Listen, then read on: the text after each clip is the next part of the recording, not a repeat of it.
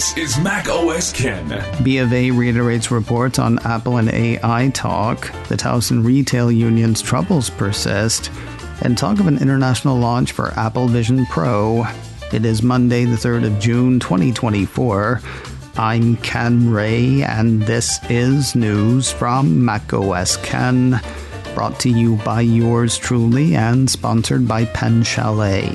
Selling exquisite fountain pens for over 10 years with special offers for Mac OS Ken listeners at penchalet.com/MacOSKen. This show is also supported by people like you, patrons through Patreon. Find out more and add your support at patreon.com/MacOSKen.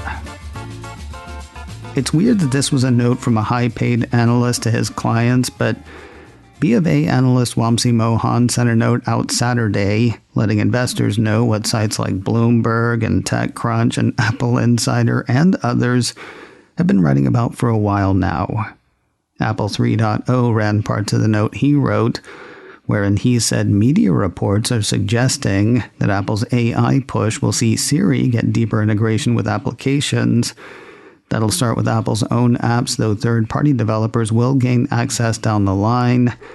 He and his view messaging, payments, ride-hailing, workouts, photos, car commands, restaurant reservations, music, shortcuts, etc. as potential domains that will likely see deeper integration with Apple's virtual assistant. He's also heard media reports suggesting Apple has struck a deal with OpenAI to leverage its large language model for cloud-based queries while running some queries on device. Then there are the reports that Apple is building its own server chips to address some of the cloud-based workloads. BofA continues to expect silicon innovation to focus on both privacy and Apple's intention to lower the cost of services delivery. Ooh, do you think they're going to pass those savings on to consumers? I'm kidding. Enviable margins do not make themselves. Mr. Mohan has a buy rating on Apple shares. His price target on the shares is $230. Good news for the global smartphone market in general from IDC. The firm issued a release late last week calling for 4% growth in smartphone sales for 2024. The market tracker says that will be driven by Android growth in emerging markets, which is why I say good news for the global smartphone market in general, not iPhone specifically. The piece says Android is expected to grow significantly faster at 4.8% compared to 0.7% for iOS. Now there is one thing that could spur growth for iPhone. Want to guess what it is? I'll give you a hint. Starts with an A, ends with an I. IDC Worldwide Tracker Team Research Director Nabila Popel is quoted in the release saying the rapid growth of Android is coming off a tough 2 years, while iOS's softer growth is due to a strong 2023 and increasing competition in China that is denting its growth potential. However, if Apple makes a strong move around its AI strategy for iPhones, demonstrating clear use cases, it could accelerate the growth for Apple and revamp demand for iPhones, especially in China. Where Apple is concerned, we'll have to wait and see what we see announced at WWDC 1 week from today. That said, even if Apple stays as flat as IDC is forecasting, the firm expects smartphone growth to continue through 2025 and beyond. Speaking of iPhones, Apple has sent one writing into the sunset. Mac Rumor says the Cupertino company has deemed iPhone 5S obsolete. That means neither Apple nor its authorized service providers will work on the device, which have now been off the market for over 7 years. Inching that way are a couple of other devices. The same Mac Rumors piece says the 6th generation iPod Touch and the late 2015 edition of the 21.5-inch iMac with a Retina 4K display are now classified as vintage. Vintage machines are those that Apple stopped selling more than 5 years prior, but less than 7. Apple and authorized service providers will provide service for those, provided there are parts available to do so. It's not being sent to live on a farm, but news of an interesting downgrade for Apple's latest M2 iPad Air. A report from 9to5Mac says the Cupertino company is now listing the tablet's M2 processor as having a 9-core GPU rather than the 10-core GPU they said when the device launched. What gives? Good question. The report says Apple hasn't elaborated on this change at all.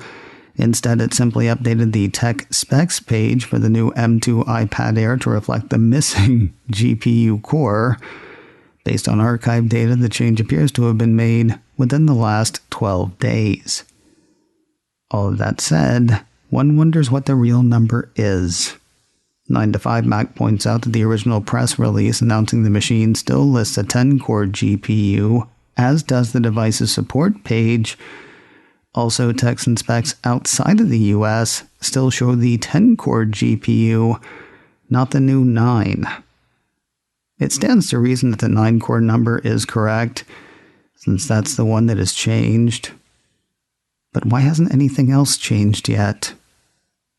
Curious, but far from catastrophic. Realistically, says the piece, most M2 iPad Air users won't notice a difference between a 9-core GPU and a 10. That said, the site says it would still be nice to get an explanation from Apple on what exactly happened here. More news in a moment, but first a word from today's sponsor, Pen Chalet, selling exquisite fountain pens for over 10 years. Longtime listener and friend of this show, Webb, wrote to me saying, I just wanted to tell you that I purchased a couple of cool fountain pens from Pen Chalet. One is a Pilot and the other is from Platinum. Both are very cool. He's also brought one of his old fountain pens back to life, which I think is great. If you have never held a fountain pen or just haven't held one in a while, this is a great way to get in. I worked with Pen Chalet on starter boxes to get you a good start on your fountain pen journey. See, my start with fountain pens was tough. Wrong pen, wrong ink, wrong paper. Yet these starter packs at penchalet.com/macOSKen take care of all of that.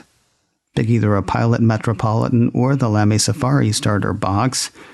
Each comes with a great pen, a Rhodia tablet, which is great for fountain pens, specially selected ink, and Pen Flush to maintain your pen's performance. They are all ready, all waiting, and all bundled at a discount at penchalet.com/macOSKen.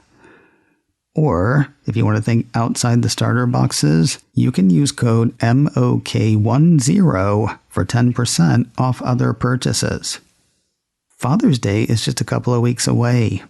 Whether you're buying for dad or just for yourself, fountain pens are fantastic gifts. Head to penchalet.com/macOSKen. Check out the discounted starter boxes or use code MOK10 for 10% off other purchases. That's penchalet.com/macOSKen.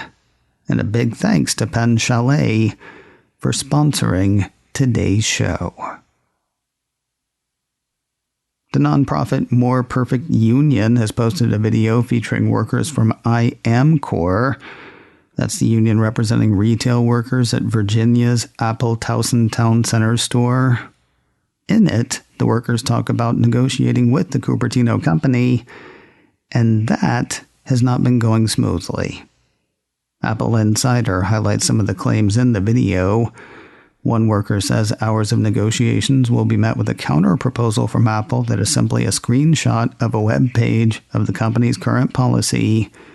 They also say they've seen an uptick in discipline-related conversations, which, according to one worker, now stand at between 6 and 8 incidents per day.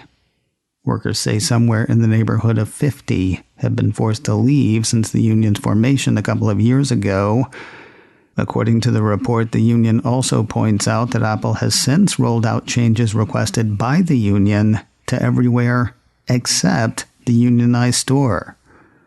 It believes that that move is retaliatory. Meanwhile, Towson workers indicate that Apple is stalling negotiations as much as possible. That's a claim it first made over a year ago, according to Apple Insider. The video is between 7 and 8 minutes long. You can see it for yourself at twitter.com/moreperfectus. Much talk at the end of the week last week about an international launch or launches for Apple Vision Pro. We'll start with a piece from Mac Rumors. That site had a secret someone said to know something about something, saying Apple's spatial computer would or will launch internationally in July. Separately, the sites heard that some Apple stores in the UK recently received large deliveries on pallets believed to be couches designed for Vision Pro demos that staff are not allowed to open.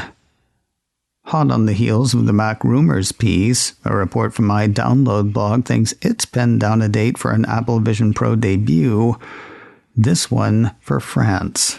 According to that piece, Watch Generation, a French-language blog, has learned that Apple France has summoned its retail staff for a meeting on the 24th of June to discuss a big novelty, according to Machine Translation.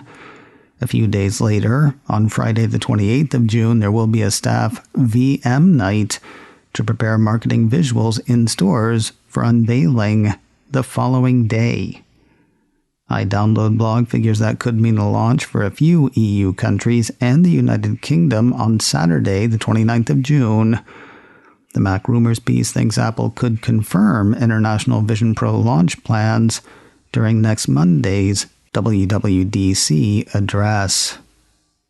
The Apple TV Plus sci-fi series Dark Matter is still doing well on the streaming charts. Cult of Mac has the series turning up in the number 2 spot for the most recent rankings for US TV shows from Just Watch.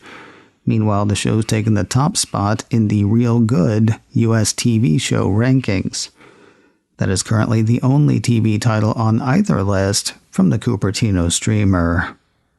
And finally today, if you have been waiting for like 2 years for the second season of Pachinko, your patience is about to be rewarded. Apple TV Plus issued a press release late last week announcing a premiere date and trailer for the show's return. Based on the New York Times best-selling novel of the same name, Apple says the show is a sweeping and deeply moving story of love and survival across 4 generations. Trilingual, this one, told in Korean, Japanese, and English. The company says Season 1 received 11 international awards, including a Peabody Award, an American Film Institute Award, a Critics' Choice Award, and a Gotham Independent Film Award. Season 2 consists of 8 one-hour episodes. The first hits Apple TV Plus on Friday, the 23rd of August. They'll follow one per week on following Fridays through the second season finale on the 11th of October. All of the first season is available to stream now on Apple TV+. You can catch the trailer for Season 2 on YouTube. So I know I said last week that I was starting a new show for the Mac Observer, or kind of restarting an old show. I also mentioned that there were some kinks to work out, I think. Not sure why it didn't publish. Keep an eye on the feed. I will absolutely let you know when it actually hits, or maybe you can let me know. macOS Ken, brought to you by me, and sponsored by Pen Chalet, selling exquisite fountain pens for over 10 years with special offers for macOS Ken listeners at penchalet.com/macOSKen. This show is also supported by people like you, patrons through Patreon. Find out more and add your support at patreon.com/macOSKen. Advertising handled by Backbeat Media, online at backbeatmedia.com. You can reach me a couple of ways. Info at macosken.com or call 716-780-4080. Until next time, that is news from macOS Ken. I'm Ken Ray.